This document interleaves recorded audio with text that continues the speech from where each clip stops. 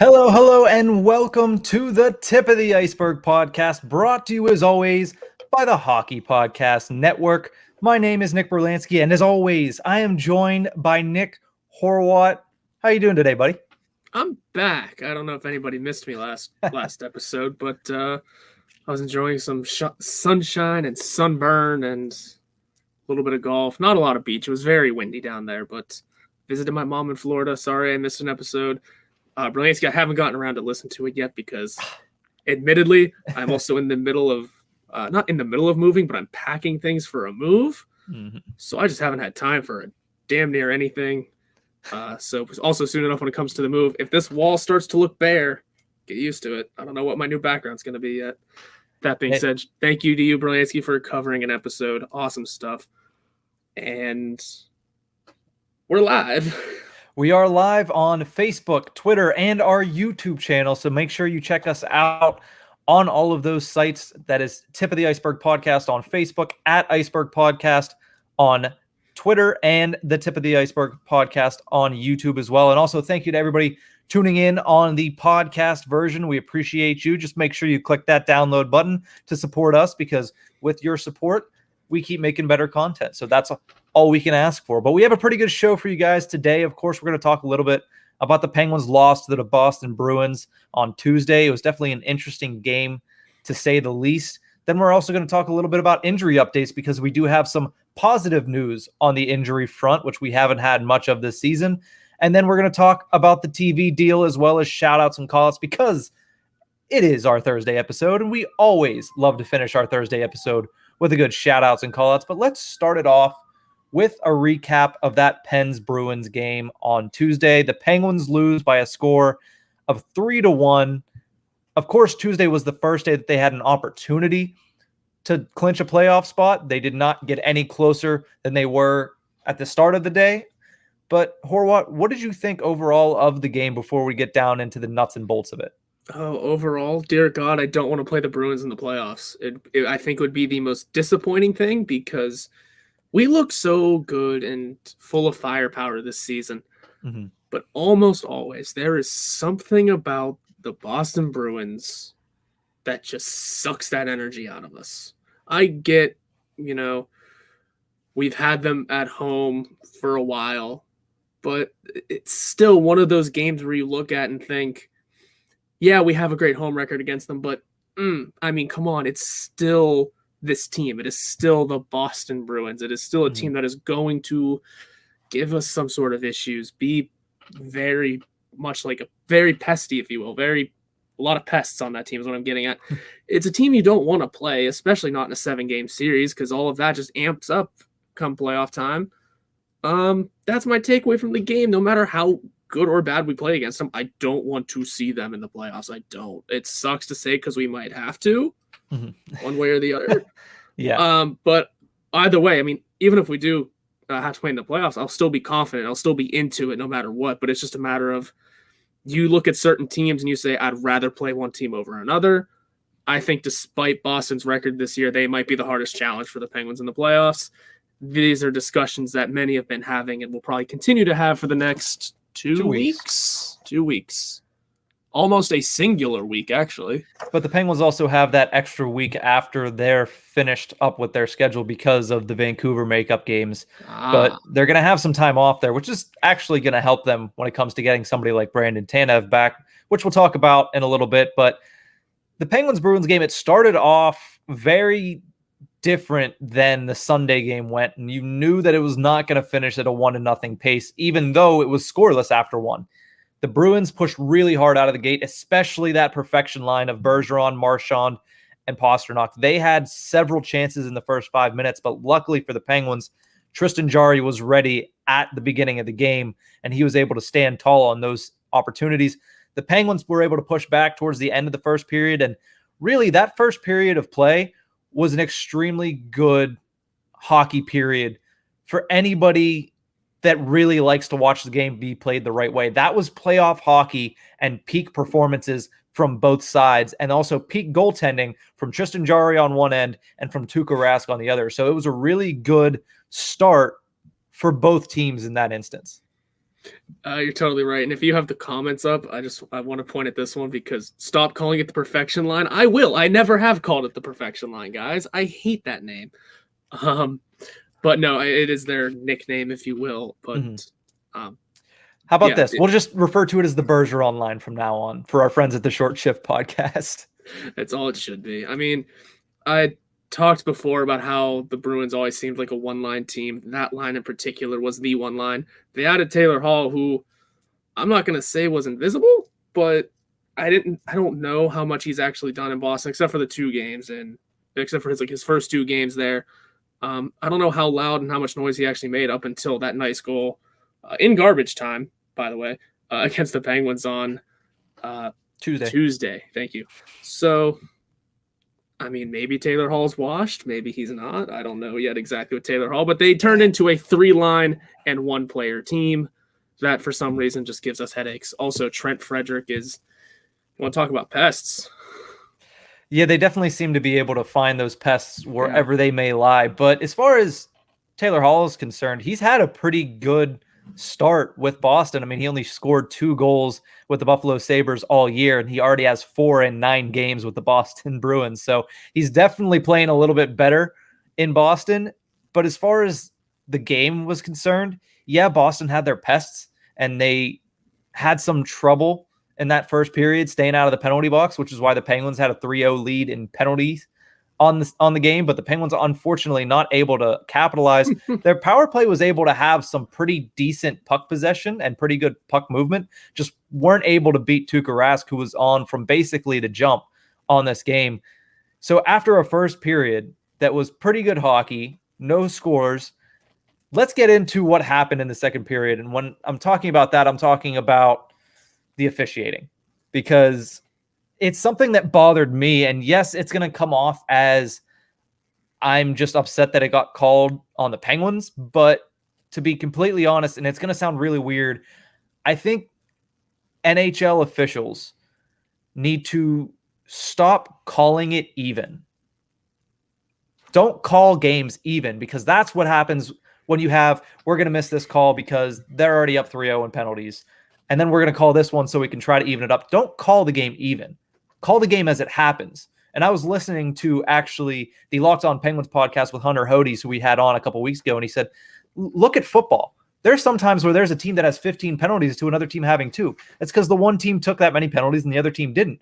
Call it as it happens. Don't try to sit there and try to call it even.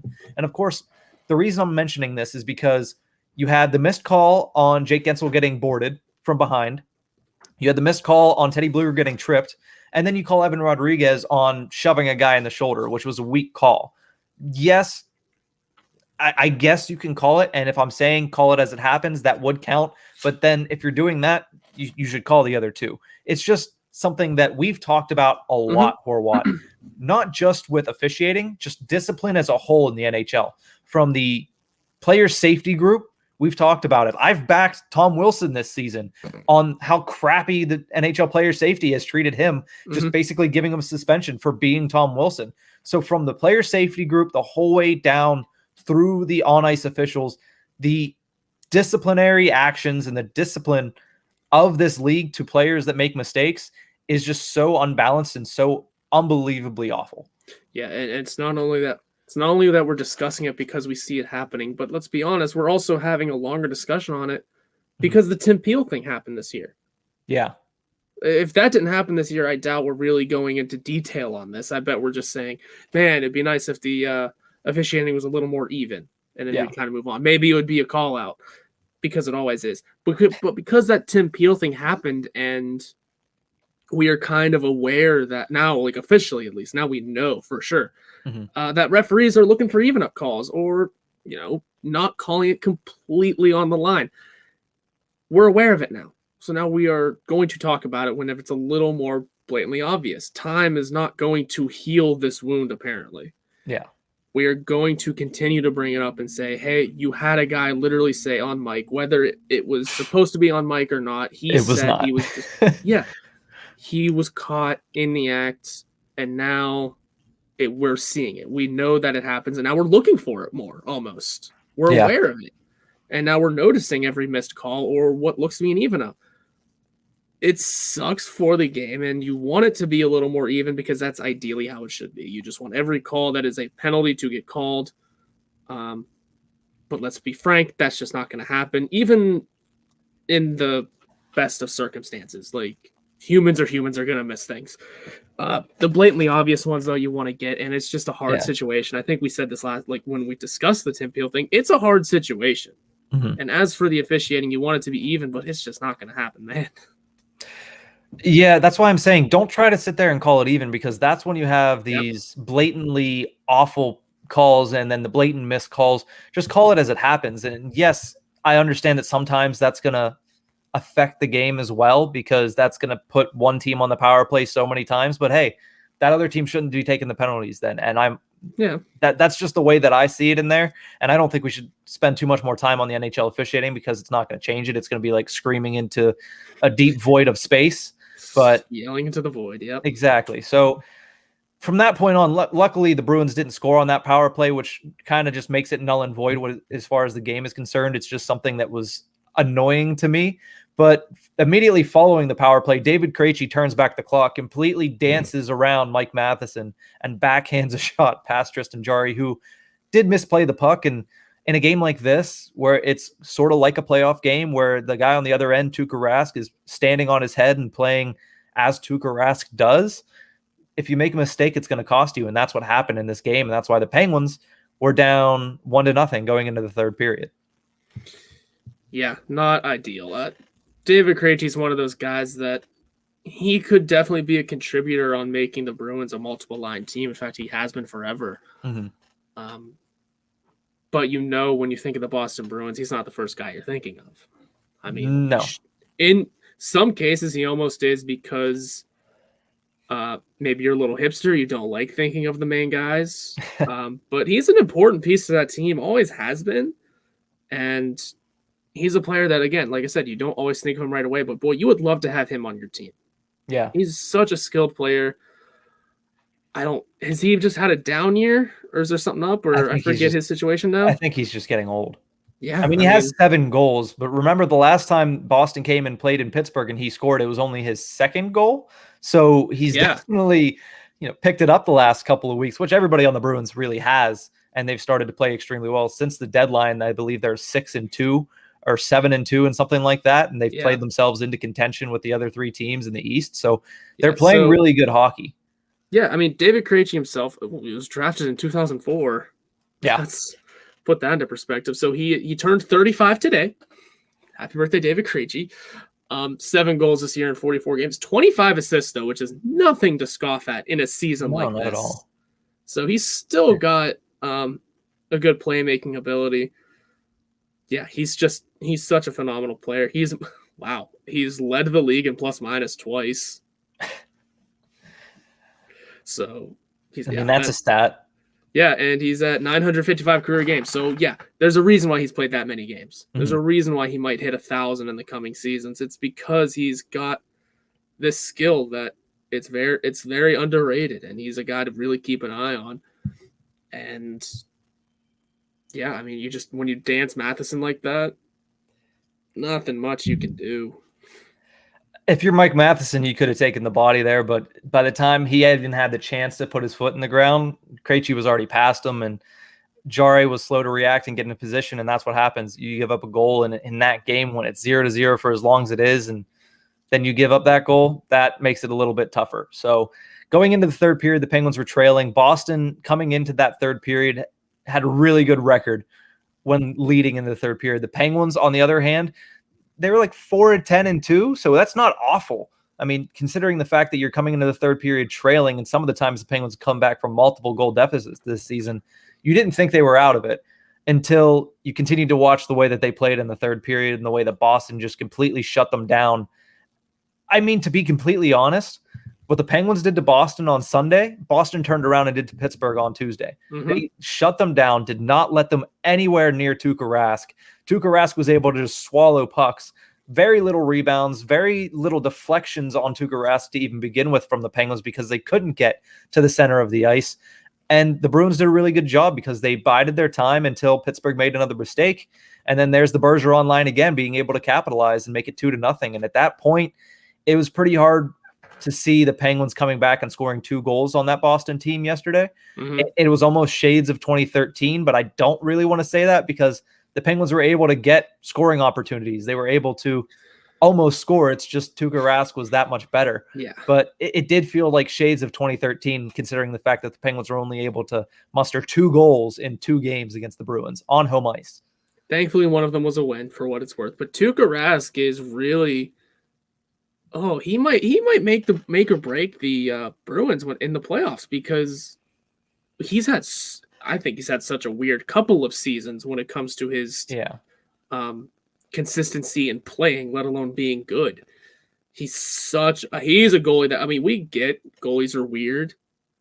I think Tuukka Rask is setting the standard for weird goalies in this generation because every other week, every other year, there's something weird that just happens. And I don't know what his situation is this year. He wasn't even a backup option in the Sunday game, and then here he is Tuesday starting. And playing well. Yeah. So I don't know what's going on there. We were against that kid from Alaska on Sunday. Yeah.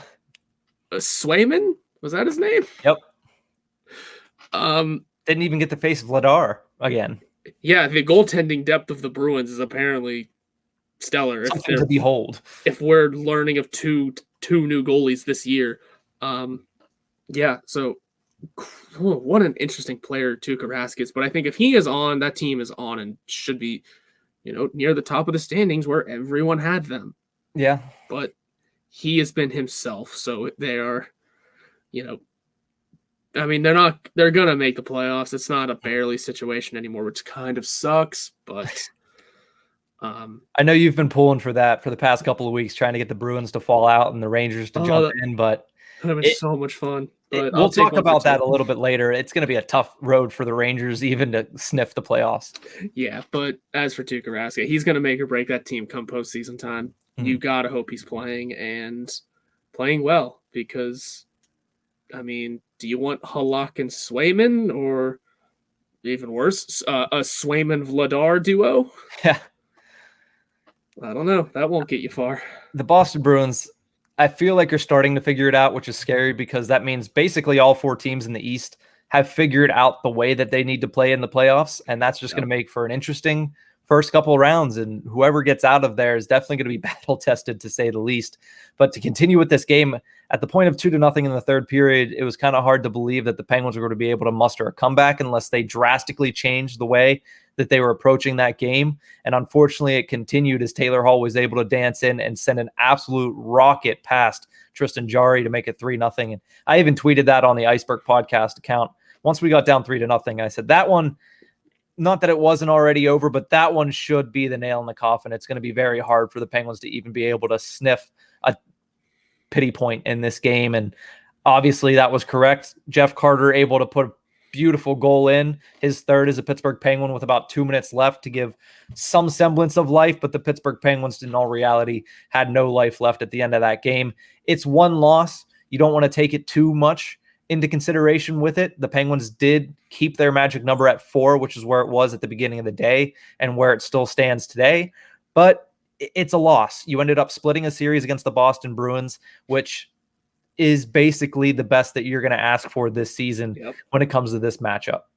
Again, if you would have told me at the beginning of the season we split with the Bruins, hell yeah, I'm taking that every day of the week. Well, we didn't split the season series. We were 3-4-1.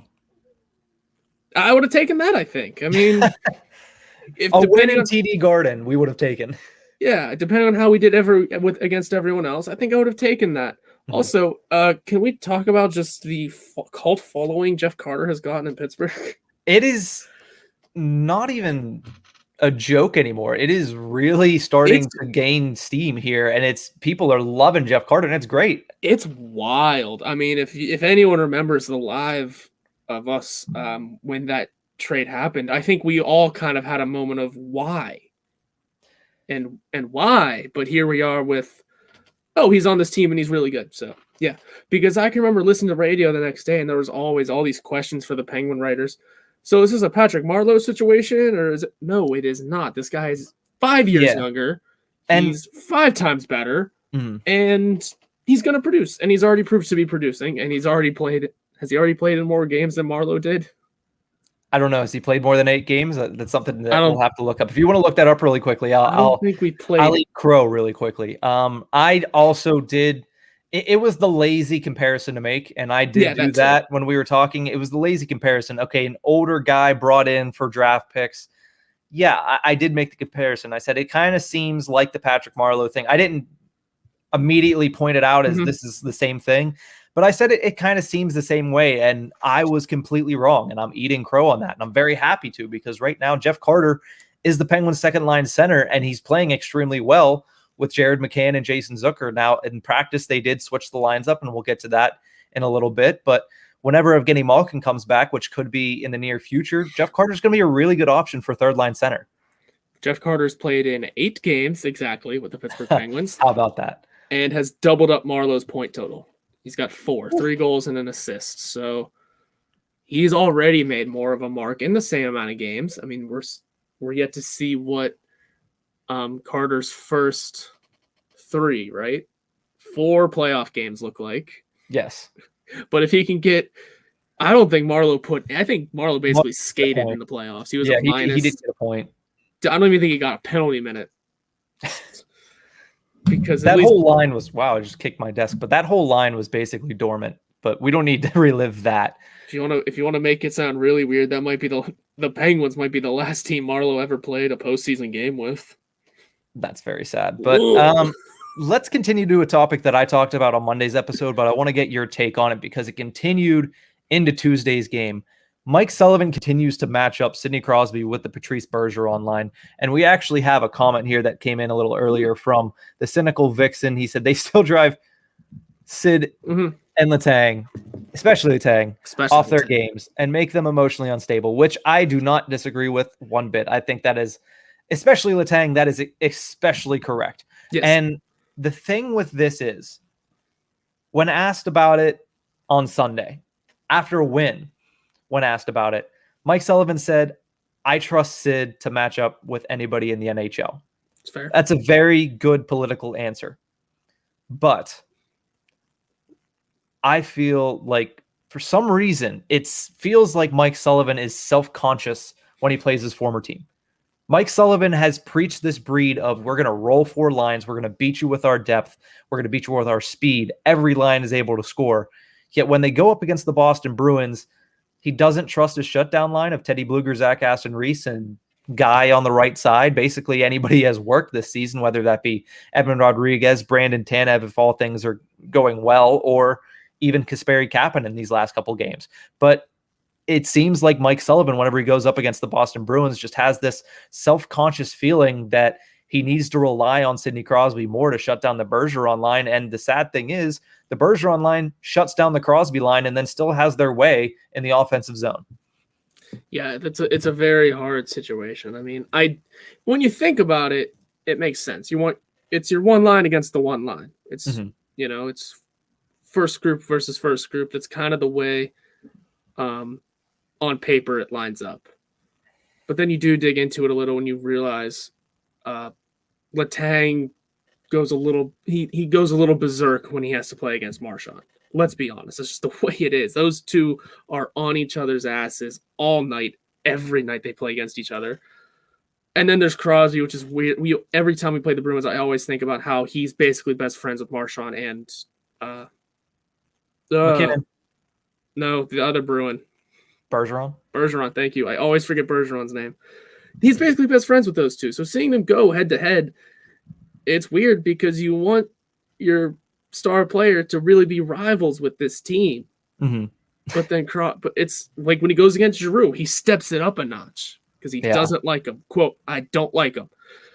But when it's his two buddies that he's won gold medals with, it's whatever. Good for them. No, I mean, it's not necessarily always like that because it is Sidney Crosby. He does still always want to win, but you'll feel it's a little different whenever the numbers look different and against those when the Penguins play those two teams. Listen, I don't think it has anything to do with Crosby's will to beat or pummel his opponent to the ground. I think that's pretty much right uniform across the entire league, all other 30 teams. I think it might be more the fact that he's playing against a perennial Selke candidate, 4-time Selke winner that just has his number. Because Sidney Crosby does not have issues going up against Connor McDavid. Sidney Crosby does not have issues going up against Claude Giroux for the most point. He doesn't have issues when he gets matched up with whatever Ovechkin line is out there. The problem is Patrice Bergeron is his Achilles heel. Even Superman has kryptonite, and Sidney Crosby's kryptonite just happens to be Patrice Bergeron, a hockey Hall of Famer. So it's not like it's a bad kryptonite to have. And then also you look at the fact that they have David Pastrnak, who is won Rocket Richards, and he is one of the top scorers in the league. And Brad Marchand, a guy who, as much as you hate to say it, he's a hockey Hall of Famer in the making. We'll see about that one. But here's what's interesting too. Yeah. So Mike Sullivan's first coaching gig was with Boston, obviously, in the 2003-2004 season. That was Brad Marchand's rookie year. Wait, yeah. Patrice Bergeron's rookie year. Timeout. I get him confused.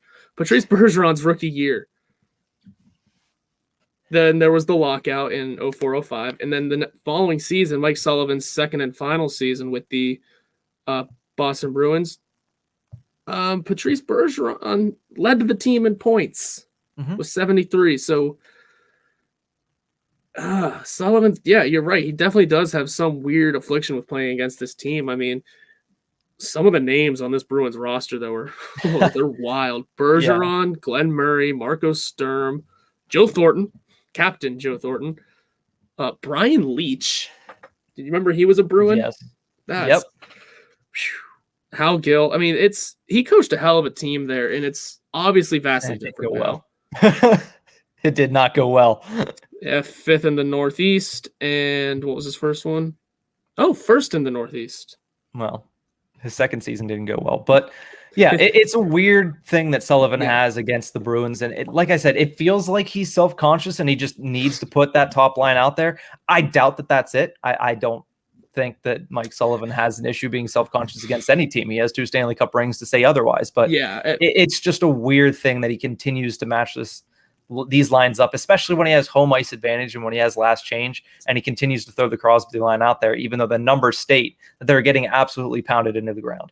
It could just be that, maybe he's reading a little too much into how good that line is. Galaxy branding it? Yeah, just thinking too much. You're doing too much. Trust that maybe the Bluger line can get it done out there, fully healthy. Trust that maybe Gino, whenever he's back, can go out there and, oh my God, have we ever seen him and Marchand go at it? I would have to imagine so. Oh, I would have to imagine this happened at some point too, but I don't remember it because it's always Letang. The 2 French-Canadian kids. I want to see Malkin and Marchand go at it. I'm sure they have at some point, but I mean, you got to hope if we play them in the playoffs that kind of becomes a little more flexible. Just adjust to a way that you just feel more flexible with it. You don't have to just play Crosby with him. Like I said, give Malkin that shots. Let Marchand get under Malkin's skin for a second. And hopefully Malkin has one of those days where he gets back so quickly. Yeah. It's going to be an interesting matchup if it does happen in the playoffs, but let's round out the conversation with the Boston game. Of course, the Penguins lose 3-1. Let's round out the conversation saying, Horwat, are you confident that this Penguins team, could win a best-of-7 series against Boston? It might go 7. But yeah, I feel more confident than unconfident. How about that? I'm definitely on the fence about it, but I definitely feel like, yeah, we could do it in 7 games. Us as the home team, playoff situation, we can buck this trend against this team. I'm not like outright like I would be against any of the other 3 teams going in, or the other two teams going into the playoffs. Like, yeah, we got them easy. Let's do this. Let's give them to me. No, I'm more of we can do it. Might take a while, might take a learning game or 2, but we can figure it out. Those learning games got to come quickly, though. I think the big thing you mentioned there is home ice advantage. The Penguins need to be playing those games if they have to play Boston at PPG Paints Arena as much as possible, because you're going to have to steal one at TD Garden in that series to be able to win. But at the same time, you're going to have to win a lot of your games at home. And it's going to be a tough series. Am I confident they can? Yes, simply because of the fact of some of the things that I saw on Tuesday, and I agree, Boston has been the team's boogeyman forever. It's like the one team that Sidney Crosby is yet to be able to have success in the playoffs against, have major success altogether against.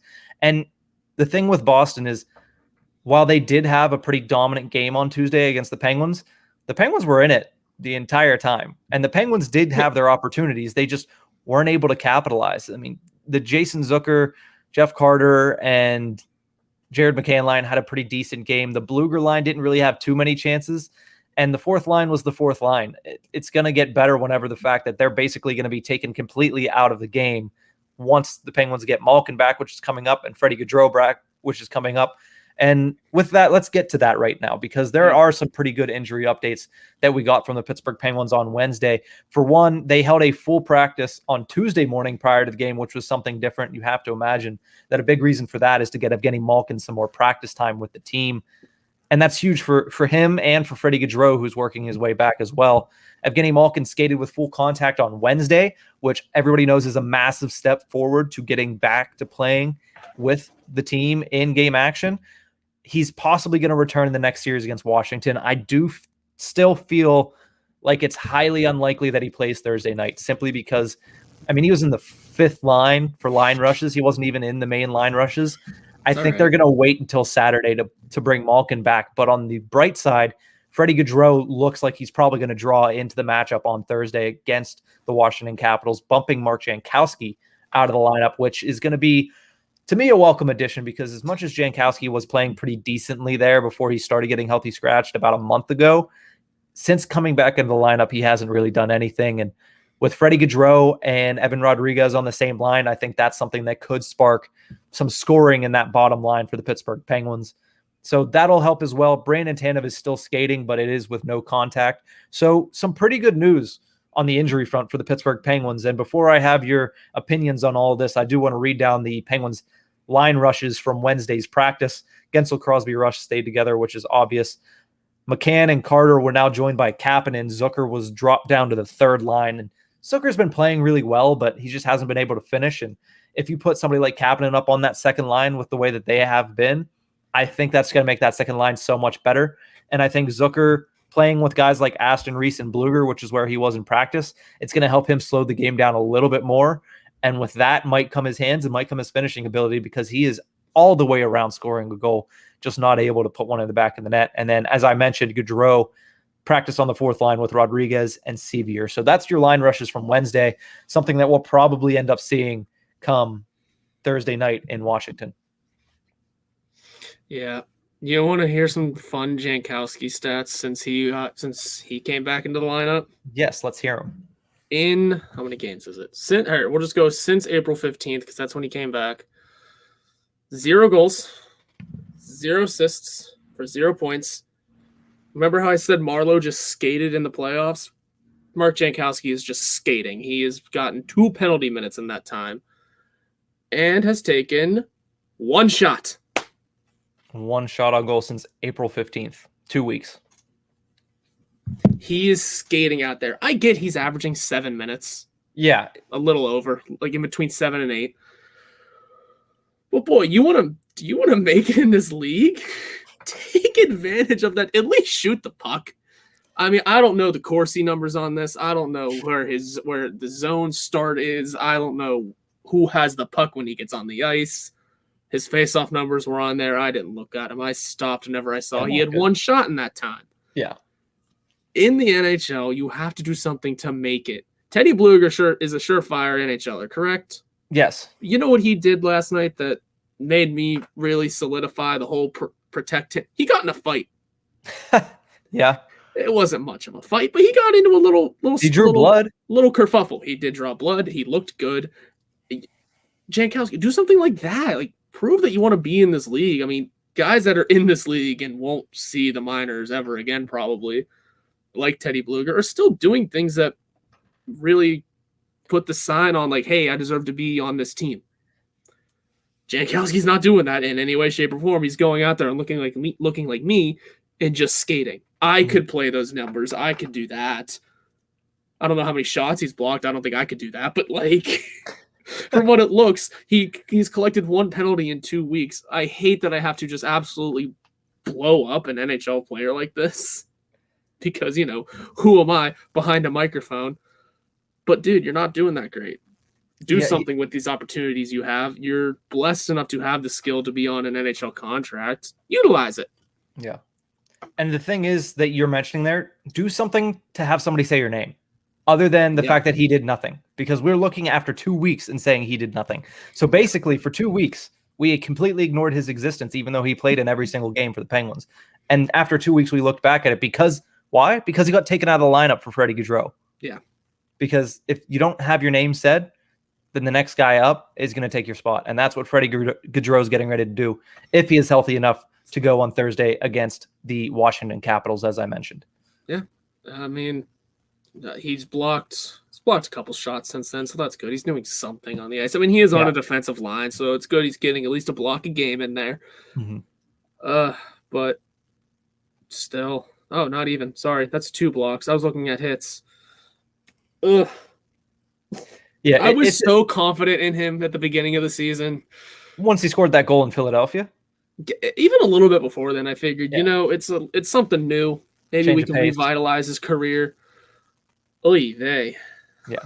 So let's go over the playoff clinching scenarios before we go to break and come back and talk a little bit about the Turner Media deal. For the Pittsburgh Penguins, as I mentioned earlier, the magic number is still at 4, which is 2 wins. If you want to make it really simple, they got to win 2 out of the last 6 games. That's the simple way. The Philadelphia Flyers cannot catch the Pittsburgh Penguins anymore. They're officially not able to be a team that knocks the Penguins out. It's just the New York Rangers.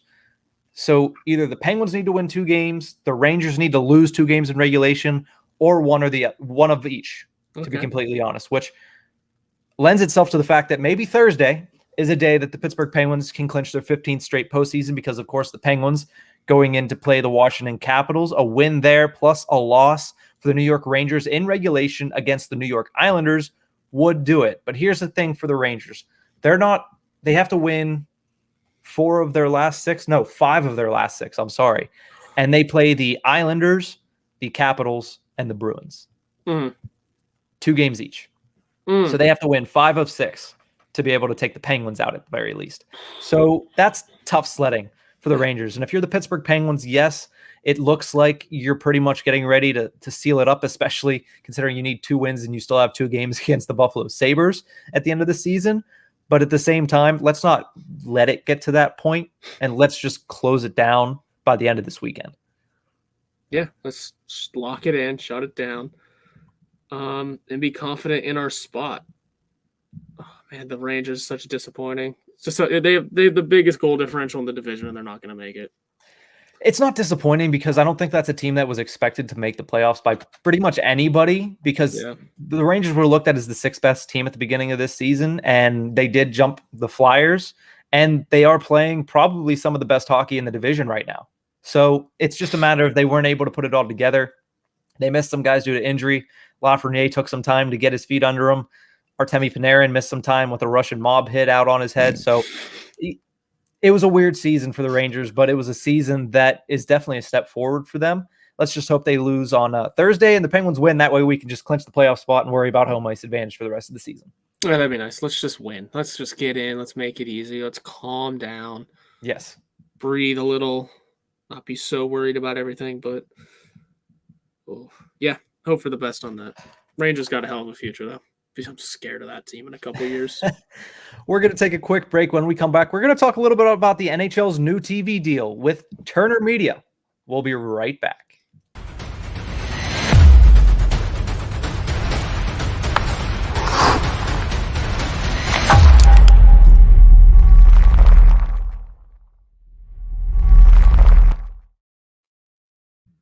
Welcome back to the Tip of the Ice-Burgh podcast, season 2, episode 42. My name is Nick Brlansky, joined as always by Nick Horwat. We talked a lot about the Pittsburgh Penguins and where they sit currently in the first segment.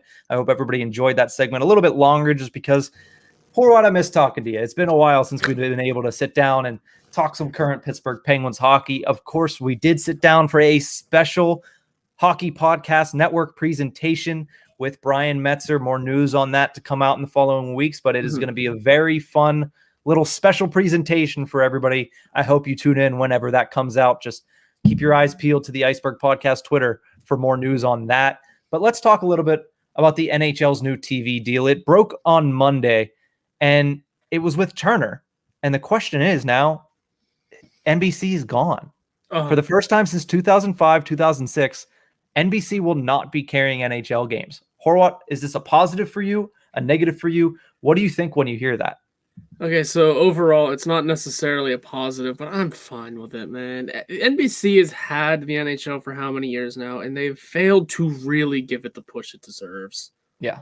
And I don't want this to turn into the whole like my sports situation, but I mean, they lowball them even. NBC lowballed the NHL and saying, here's the amount of money we're willing to give you, and it's like half what they're paying now. Yeah. I mean, I get you're getting rid of NBCSN and you'd only be able to do national games in the second half of the season. But no, the NHL has bigger and better things in mind coming out of a pandemic, no less. Yeah. I think it's a net positive in the grand scheme of things that we're dropping NHL or NBC because they're dropping their sports network. I think, right? Is that still official? NBC, I believe, is still dropping NBCSN. Yeah, so in the grand scheme of things, it makes sense because the NHL wasn't going to get the time it deserved on the platform. It already really hasn't. And just, yeah, NBC's got other things to worry about, it seems, with the NFL package that they just re-upped there. And I think TNT's a new one, or Turner Sports, I should say, which is TNT, TBS, and who? What's the big one? TNT, TBS, and HBO Max is also involved in there as well. Huh. So here, let me pull this up really quickly because it'll make it a little easier. And I have a nice chart here that makes it kind of lays out all of the deals that the NHL has made right now for their TV. Yeah. And give me one more second. It should be popping up here. And right there, thanks to Puck Report on Instagram, they have this really nice new media rights deals. If you look down at the bottom, it shows what NBC was paying yearly and what they were bringing to the table, which was, of course, a little bit of Disney streaming with ESPN Plus. Now, of course, ESPN is going to continue that deal considering they now own most of the TV rights, at least the A part of the deal. So, of course, the Stanley Cup finals are split between ESPN and Turner. And then the same thing in the second line there, conference final series on each network. Half of the first two playoff rounds per year on each network. Now it gets a little bit different when you go to 25 regular season games per year on ABC or ESPN. That's nationally televised. 72 on TBS or TNT, which is the B program. 75 national games per season exclusively on Hulu and ESPN Plus with, get this, 1,100 plus out-of-market games on ESPN Plus. So you have now ESPN Plus, Hulu, and HBO Max, where you're going to be able to watch out-of-market games. That is huge for the NHL, in my opinion, because now they're getting a little bit easier to watch. And that's the big problem with the NHL, is if you want to watch a team that's out of your market, it's pretty difficult to watch it unless you want to go find a stream. This is going to make it a little bit easier if you want to go watch, say, Quentin Byfield, who's having his NHL debut as we're getting ready to close out this show. This season, it's a little bit more difficult to find that. Next season, it'll probably be on one of these streaming sites. That's incredible. I mean, it's incredible stuff in general, especially considering, I think it was the Steve Dangle podcast, they went over how important this is for the game of hockey. And then also, I mean, this is a huge number. Like, these are big numbers we're talking about. Yeah. Doesn't even pale in comparison to what NFL is getting. Well, yes. But this is incredible stuff in general. I mean, splitting it between two new people entirely. It's not that this will look like a new sport, but it feels like a fresh start almost. You know? I mean, I missed what you said there because you're still muted, but it feels like a fresh start. I just said it really does feel like that. Yeah. So it's, for the first time since the lockout, we might get some real push from ESPN. Turner's going to be fun, I think. I mean, the main channel seems to be TBS or TNT, but there's the HBO Max stuff. But when it comes to like how ESPN, the main stuff might be on ABC, like the main Big Four channel. That's a little interesting, but I kind of like that. And what needs to happen now, if you really want to grow the game and make it entertaining, I know you kind of scoffed at it when I said this the first time and slapping Stephen A. Smith to it. I'm not saying slap Shaq and Sir Charles onto this, but find like the NHL equivalents of these guys. Don't do that because we already know what it is. Who are the Barry NHL? Melrose? I don't like Barry Melrose. All right. We'll take it off Barry Melrose. Let's look at that NBA on TNT desk. 3 former pros, 2 of them that are very good friends, clearly, but love to do their little arguing, and an expert.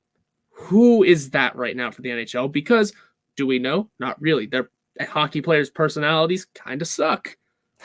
Let's be honest. That's pretty fair. But if you get some fun guys, like Kevin Bieksa has really grown into be a very good journalist / commentator. Personality, thank you. Up north. So maybe you find because it's 3 pros and an expert. 3 former players and an expert. Maybe you get an American, a Canadian, and a European. The Europeans have great personalities in hockey. Listen, this might be shut down very quickly. You need an American and a Canadian that have personality, that are best friends, that can rib each other really well. Is Paul Bissonnette and Ryan Whitney not somebody that I would reach out to? I'm not sure if they'd be interested, but that kind of fits the mold there. Those are the kind of guys you're looking for too. I mean, yeah, you want the stars as well. I mean, Charles and Shaq were 2 of the biggest names of their time.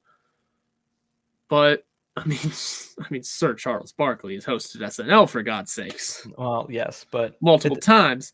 So unless you want to, I think Wayne Gretzky is the only NHL player to host SNL. So yeah, here's the big number the big thing that before I take this down, the big thing I want to point out is look at the numbers on the previous deal: 10 years, $200 million per.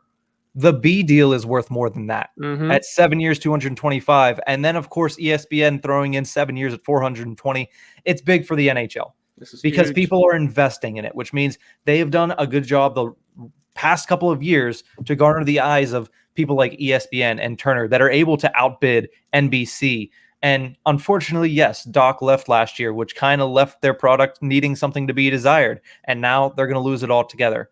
But at the same time, it's a new era for the NHL. I know people are a little skeptical about ESPN because of the way they've treated the NHL as kind of like a ugly redheaded stepchild to the professional sports in the United States, but they weren't paying for it. They weren't paying for it. They had to pay to get highlight packs. So now that they actually have invested some money in it, let's see what they actually go out and do with it.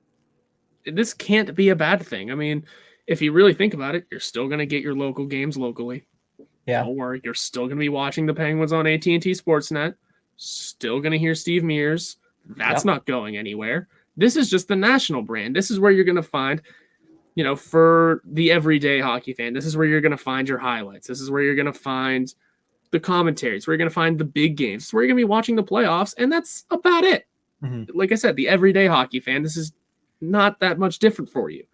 Guys like us, this is awesome because we're seeing the national brand grow a lot. We're seeing the amount of money being put into it. Again, highlights, big games, all easy to get. That's cool. Draft stuff. I mean, or was that on NHL Network? Which, by the way, can go under any day now. No offense. You're not a fan. Yeah, I texted you something about NHL Network the other day, and you're like, I really don't care. They're awful. And I was like, wow, all right, good to know. I used to have, it's a quick sidebar, I used to have NHL Network on all the time whenever I was younger in high school. All the time, because they had great people on there. I think that's where Catherine Tappan was before NBC scooped her up. Yes. They used to show really cool documentary stuff. The highlights stuff was great. EJ Radick used to be way better than he is now. I don't know what happened there, but now they have Bruce Boudreau sitting there going, yeah, I'm just waiting until I get a call from the NHL to be a coach again. To be fair, EJ Radick lost his Robin. I mean, Batman lost his Robin and Steve Mears when Mears came back to Pittsburgh. Yeah, they've just kind of lost all their guys. It's that I'll end the sidebar soon, but occasionally I'll still flip it on to have hockey on in the background of things. But when Austin Matthews scored an absolutely sick overtime goal, I believe it was against Ottawa. I don't remember exactly, but or Winnipeg. It was filthy. They played the replay maybe 20 times and maybe had 2 actual comments on it. It was mostly just, wow, look at this play. Wow. Oh my goodness. What a play. Oh, Yeah. commentary. That's what the NHL network is lacking. And that's kind of what NBC is starting to lack, by the way, I feel like. Well, when you have the dinosaur of Keith Jones still there, I mean, I love Sharpie. I don't want to take anything away from Patrick Sharp, but Has he gotten a short end of this stick? He really finally came into it, and all of a sudden, yoink, gone. I'm sure some of those guys will pick up jobs at the other 2 networks, though. I'm sure Patrick Sharp will definitely probably be one of the people that are called to be a commentator on either ESPN or the Turner deal. One half of it he'll get. Put him behind the TNT desk, make him Charles, find his shack. Where's Andrew Shaw? I was like, Andrew Shaw would be good for that, actually. Damn, I'm filling this lineup out right now. All right. Well, we're going to take another quick break. And when we come back, we're going to finish it off as we always do on our Thursday episode / Wednesday for all of you watching it live here on Facebook, on Twitter, and on YouTube. But for those of you listening back on the podcast version, it is our Thursday episode, which means we will conclude this with shout outs and call outs. Stay tuned.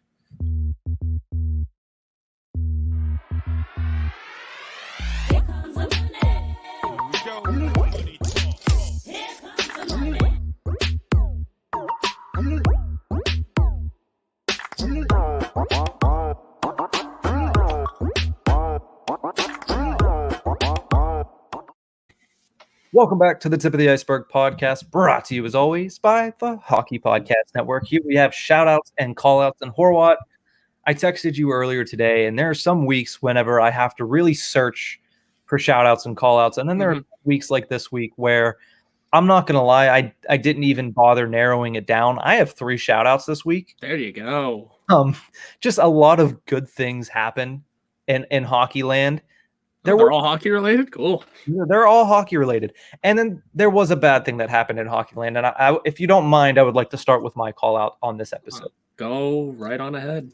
I'm calling out the National Hockey League as a whole, which I've done several times on this show. But this time it's for promising players, loosened restrictions, basically the NBA model, if they receive the vaccine and then not being able to follow through. I mean, this stems from Robin Lehner's comments, of course, the Vegas Golden Knights goaltender, last week about how they were told the restrictions would be loosened.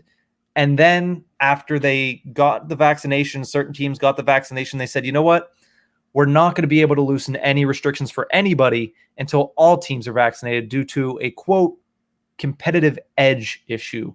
Now,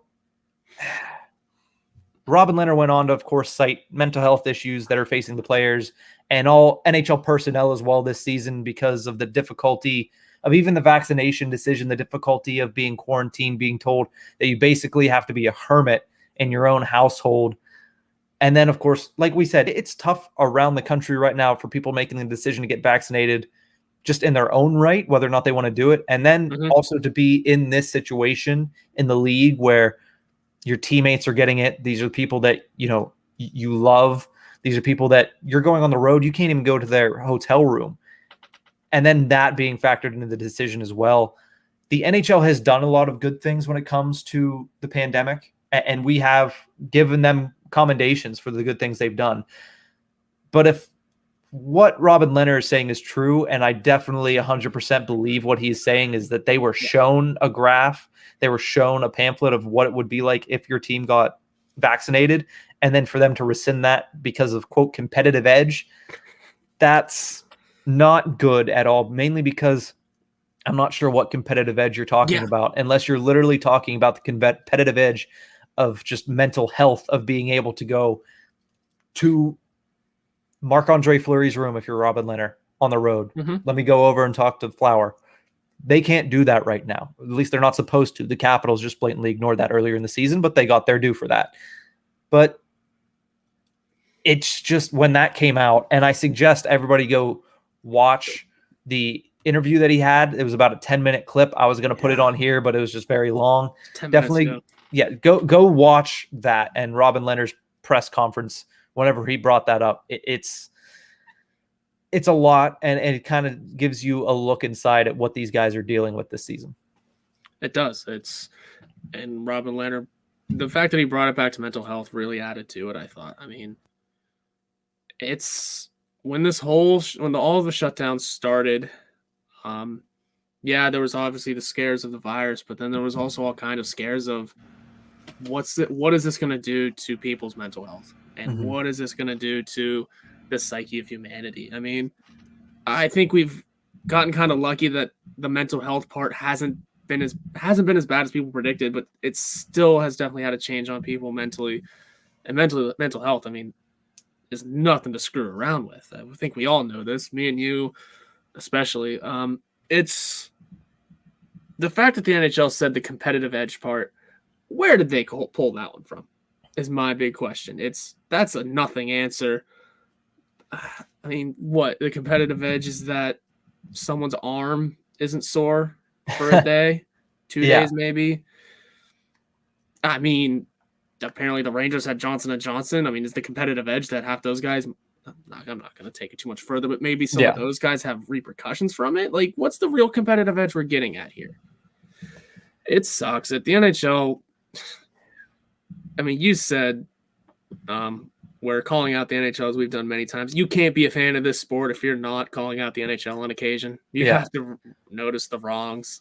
And honestly, if you care about the sport, you will hold the league accountable. And that's to a small extent of what we're doing. Because if something like this is actually happening and you're telling players one thing and then doing another once they literally get vaccinated, that's not a small thing. They're changing their body's molecular structure. And I don't know really much about chemistry or anything like that, but they're injecting themselves with something as a decision. And part of that decision was the fact that they might get looser restrictions. I'm not saying that players should make the decision based on all of that, but again, who am I to say in there? It's just, you have to be honest through and through in this whole thing. And they have been with a lot of parts, but if they weren't for this one, that is a very big misstep. That's a big one. Yeah, it sucks. And it's good that Robin Lehner is the one that came out and said it. I mean, he's already been the champion of the mental health thing in the NHL. Oh my goodness, if you haven't read his Players Tribune, it was Players Tribune you did that on, right? Yes. If you haven't read his Players Tribune article by now, take the time out of your day and do it. He's a guy he's the kind of guy that should be speaking up on that sort of thing. The NHL has its issues, plenty of them, with certain things. And you just want them to do better. And this was one of them. I know it's another hard right, Horwat, but what is your call out for this week? Glad yours was a little, not depressing, but a little different, because mine's kind of fun. Mine's a little jab at. Listen, I love the city of Pittsburgh almost more than anything. Oh, but man, the Pittsburgh weather and cloud cover sometimes is gloomy. I mean, first of all, the weather is wild. I mean, I left for Florida. It was snowing. I came back and I thought, did I leave the heat? Because it's hot here. The Pittsburgh weather in spring and fall are the two most wild things. But specifically, the pink moon, whatever it was supposed to be, was supposed to happen the other night. Granted, it's cool to see lunar stuff like this. It's rare in Pittsburgh you actually get to see it because clouds just don't seem to leave the area, man. It's not too much more. It's just Pittsburgh weather is weird, very confusing. It makes my sinuses want to it makes my sinuses want to do things. And then it's the Pittsburgh area has often missed lunar events because cloud cover. I think anyone who lives here for any amount of time knows what I'm talking about. But here's the thing. Is there anything better than a nice sunny day in Pittsburgh without any clouds? No, it's awesome until 3 hours later it's pouring down rain. Well, that's very true. But or snowing. Is there anything better than that 3-hour period when it's just sunny, no cloud cover, especially if you're at the ballpark with the over 500, or I guess they are now 500 Pittsburgh Pirates? You got to love PNC Park. And I'm glad on a sunny day. Oh, yeah, and I'm glad you led into the Pirates, because guess what my shout out is for today and this week? Ayo. It is the 500 Pittsburgh Pirates, the Buccos, who, as we speak, are getting demolished, I think, but we don't need to talk about that. That's where they should be. They were 500 for a while. They started the season 1-6. They're playing also one of the top teams in the league this year so far. So yeah, so I'll take it for what it is, man. The complete turnaround from starting 1-6 to making it to 500, bucking the trend. 12. Oh my God, I hate that. 12-12. I mean, considering the fact that they won 19 games last season out of 60, and they already have 12 in the first month of this season, it's a step forward, especially without Ke'Bryan Hayes playing basically any of the games. Without Ke'Bryan Hayes, without, for what it's worth, Stephen Brault, right? I have no idea. I think our number one pitcher went down too before the season. So, but yeah, hey man, the Pirates doing the damn thing, kind of. Yeah, more than we expected them to. Better than last year, but last year was a pretty low bar to surpass. I was about to say we could quickly go past 20 wins. Yeah, especially when you're playing 162 games instead of 60, it makes it a little bit easier. But do you have anything else on your Pittsburgh Pirates shout out, Horwat? Oh yeah, I bought the show for Xbox One, and boy, that team's not fun to play with. Yeah, I would imagine not. It's not a shout out, but I'm trying to make it in a career mode with that team, and I'm still in AA ball, but I'm just thinking, damn, is it actually going to be fun making it to the majors with the Pirates? Your team's never going to make the playoffs. You're going to have to request a trade there, buddy. That's fun. That's the fun of the game, though, isn't it? Exactly. Well, I mentioned I have 3 shout-outs, so buckle up. This might take a little bit longer than normal, but my first shout-out goes to Mike Lang. We didn't talk about it when we were going over the game because I wanted to give him his own little space in this show. Of course, he stepped into the broadcast booth on Tuesday for the first time in the 2021 season. It was great to see him back there. It was great to listen. I did tune into the radio broadcast for a couple minutes of the game. Unfortunately, it didn't line up with the video broadcast that I had, and it just got annoying to that point. Yeah. But I tried to listen to the radio for as long as I could. He stepped in for Josh Getzov, who missed the game due to the birth of his firstborn child with his wife, Maddie. So congratulations to Josh and his wife on their kid. He was wearing a little booties watching the game on Getzov's Twitter. So it was already nice to see that. But of course, the big scorer of the game was Mike Lang. Luckily, the Penguins were able to score a goal late in the game to give him a goal call because there was a threat that wasn't going to happen. And if you read Dave Molinari from DK Pittsburgh Sports piece that came out on Wednesday afternoon or mid-morning, Sidney Crosby had a game puck and an envelope with what is probably a handwritten letter delivered to Mike Lang following the game. So just a nice little touch there from the captain doing Sidney Crosby things at the end of the game, sending a game puck up to Mike Lang, and Mike Lang in that. Well, I'm trying to think of the word. The article. He seemed very touched about it. So just definitely go read that. It is a free article by Dave Molinari and DK Pittsburgh Sports. Just it's a small thing. Just go read some of the comments that Mike Lang made, and just congratulations to Mike Lang on getting back in the broadcast booth. We don't know how many more times we're going to get to see it. Yeah. So definitely cherish every moment we get with him in the booth and on the radio. Yeah, I listened to some of the game too. So it's just good to hear that voice again. I mean, we've been hearing it through commercials all year, hearing it through ads, but I think a gritty Ford named Ranger. I say I could recite that Ford ad beginning to end. But yeah, it's good to hear him calling plays again, calling games. I mean, yeah, again, might just be the one for now. But I think Jesse Marshall had a great tweet that I'm going to basically summarize because I don't remember it. You don't know how many of these you're going to have left. Time is the biggest winner. And yeah, just cherish every moment you can with what you got as much as you love him. And, I know he's basically your hero all the way. And we know that everyone's got their time to call it and hang it up. And we're Penguin fans. Some of those things are soon. We gotta really gear up and get ready for it. But yeah, it's good to hear he was back for at least a game this year. My second call out goes to a man who was styling and profiling on Sunday.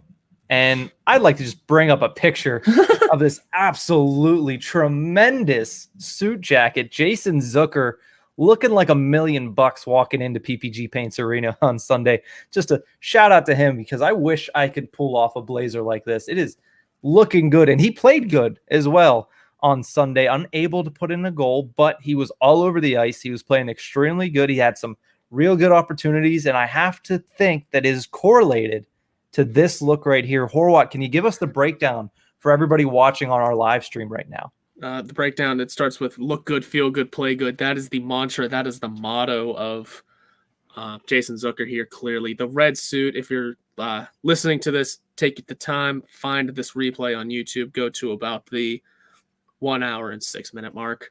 The red with the dark red stripes down, that's not even straight stripes. There's some pattern to that. Oh, yeah. And then matching the tie with the pocket darker, square. The darker stripes in the pocket square. And matching that to the mask. Got to do what you got to do in the pandemic. Got to look stylish. The hair up, all good. Mm-hmm. Letang is having a run for his money as best dressed right now, it seems. Oh, yeah, and I want to pull one out from my Joseph Bank days. Look at that peak lapel. That is just beautiful right there. It's just a great look through and through for Jason Zucker. And I wanted to give him, because he's been bashed a little bit on Penguins Twitter, I wanted to give him some commendations here, some good juju heading his way, and hopefully he takes that and scores a hat trick against the Capitals on Thursday. That's exactly what I'm trying to do here. The Capitals say rock the red. Nah. Jason Zucker knows how to rock the red, and he was doing it in this picture on Sunday. But that is my second call out. I do have one more, and my last call out goes outside of Pittsburgh. Excuse me. Wow, I do that a lot. We both do. It's okay. I should have probably made it a little bit easier to understand this whenever we created this back when we were in a cabin in the woods last August. If we really need to, maybe we can retitle it, but we'll get to that another day. At this point, just keep it. But my last shout out goes to the Toronto Maple Leafs. Jason Spezza is a consummate professional through and through, and we all know this. But he apparently led an initiative for some of the Maple Leafs to help and pay some of the lower earning AHL Toronto Marlies players. Everybody has been affected by the COVID outbreak and by losing their jobs, being laid off from their jobs. Yeah. And it really hit minor league hockey hard. And I know out there, not a lot of people are going to simplify this too much, but this is all a lot of people know that are minor leaguers. And for guys like the Maple Leafs, who are making some of the most money in the league, you look at Matthews, Marner, Tavares, these young guys are making so much money. And with the lead of Jason Spezza, who is a wily veteran, somebody who has been in this league since prior to Crosby, to be completely honest, and has just kind of been prevalent to this league since he was 15 years old and coming up. It was just a really nice gesture by the big guns in Toronto. And it's not surprising to me at all that Spezza was the guy that led the initiative for this. He is a guy that has been a great professional his entire career. And to hear this story out of Toronto, I know they didn't necessarily want that to get out, but it did get out some way. And that's how some of these things happen. Not always looking for the commendations, but they get it anyway. But it's just something that I think is a really good thing for the Toronto Maple Leafs to do, especially because, you know, the Toronto Marlies, they play in Toronto. It's not a cheap place to live. And whenever, even though you can't get made whole, it can help pay the bills a little bit more. Yeah, it's the pandemic has not been easy on anyone, from professional athletes down to the not regular people, but down to the hardworking blue collar, white collar workers of the everyday lives. Everyone's lost money in a way, and you know, we think of professional hockey players and we just always assume like, yeah, they have a pretty good paycheck. Outside the NHL, that's not true at all. The ECHL guys, especially, I believe, have to almost all of them work second jobs. Yeah. Don't quote me on that. I don't know, but their salaries are not that high. They definitely used to. Yeah. AHL, same situation, man. It's hard. It's especially whenever I think the AHL was paid based on percentage of games played as well. I think they had to adjust salaries. So, yeah, it's good that someone decided to step up and start an initiative to do this kind of thing, and you know, leave it to a veteran Spezza to do that. That's good on him. Look into the story more. I know I heard of it. I know I kind of listened to a little bit of it on the Steve Dangle podcast. I don't know the whole story as well, but yeah, basically everyone's been affected by this pandemic, and it's good to see person helping person in a sort of situation like this. It's always good, and that's what you do for your teammates, right? That's what you got to do for your teammates. Well, Horwat, that's going to do it for this episode of the Tip of the Iceberg. Before we go, I do want to get your prediction, actually. The Penguins have 2 games before our next episode, and they're both against the Washington Capitals. So what do they do against the Washington Capitals? Do they sweep them? Do they get swept? Or do they split the series? Any overtimes involved? What do you think is going to happen over these next 2 games? That's hard because I don't know how the Capitals have been playing. I believe this is the fight for first place, though. Basically. It is. The Capitals are coming off of 3 straight wins over the New York Islanders. Well, okay. I'm gonna go 1-1. I'm gonna aim low and I'm gonna hope low, aim low, and swing low, sweet chariot. Yeah, and then have a better outcome happen. That'd be nice. So yeah, I'm gonna go 1-1. Yeah, a clean 1-1, not a overtime loss. We're gonna clean split, move on. I agree it's going to be a clean split, but I think that to get a little bit more specific, I think the Penguins win on Thursday evening, and I think the Rangers also lose to the Islanders Thursday evening. I think when we wake up Friday morning, the Penguins will have a little X next to their name as they sit in first place in the East Division, clinching their 15th straight postseason appearance. But that's going to do it for this episode of the Tip of the Iceberg. We thank everybody who tuned in live on Facebook, Twitter, and YouTube. We thank everybody that tuned in on the podcast version, and we will see you guys next week.